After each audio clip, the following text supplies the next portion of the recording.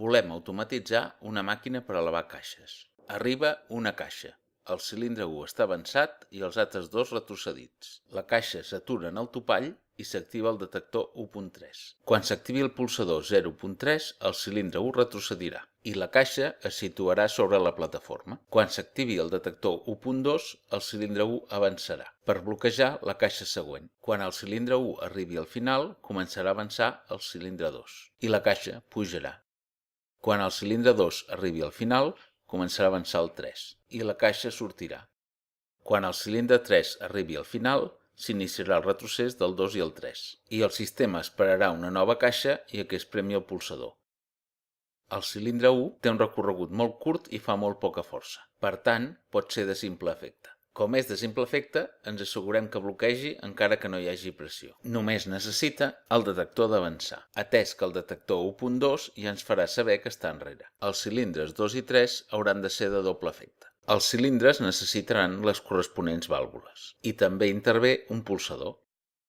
Per iniciar el cicle, el sensor 1.3 ha de detectar una caixa i s'ha de prémer el pulsador. Convé comprovar que els cilindres 2 i 3 estan al seu lloc. El cilindre 1 comença a avançar quan s'activa 1.2.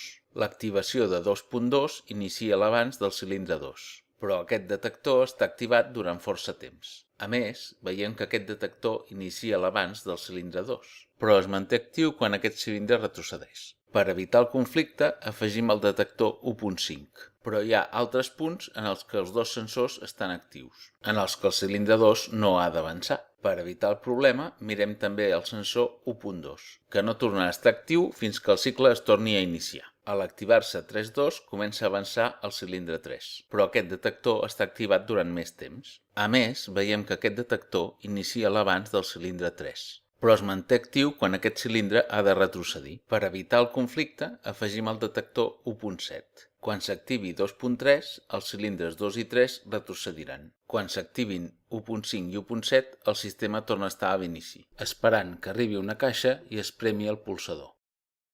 Convé analitzar com estan els altres detectors a cada canvi d'estat, per si ens és útil a l'hora de posar detectors encadenats. En aquest punt també està activat 2.2 i en aquest punt també estan activats 1.5 i 1.7. En aquest estat també està activat 1.7 i en aquest altre ho està 2.2. En aquest instant també estan activats 3.2 i 2.2 i en aquest últim també està activat 2.2. Anem a analitzar-ho per decidir quins dels detectors marcats en vermell farem servir. En aquest cas, interessa fer servir 1.5 i 1.7, perquè així una part de la lògica coincideix. I 1.2 per un costat i 1.3 i 0.3 per l'altre marcaran la diferència. En canvi, 2.2 apareix molt, però no sempre que hi són 1.5 i 1.7. En principi, doncs, prescindirem d'ell. En aquest altre cas, també ens interessa fer servir 1.7, perquè així una part de la lògica coincideix i 2.2 servirà per diferenciar. En aquest cas, 2.2 no és fàcilment agrupable, tampoc el farem servir. Ara, tampoc val la pena aprofitar 3.2 ni 2.2. I aquí tampoc fem servir 2.2 perquè així es correspon amb l'estat inicial. En aquest cas no hi ha conflictes, perquè no tenim condicions coincidents. Ja tenim totes les dades per dibuixar el circuit. El pulsador fa retrocedir el cilindre 1. Quan s'activa 1.2, el cilindre 1 torna a avançar. A l'activar-se 2.2, comença a avançar el cilindre 2. Quan s'activa 3.2, comença a avançar el cilindre 3.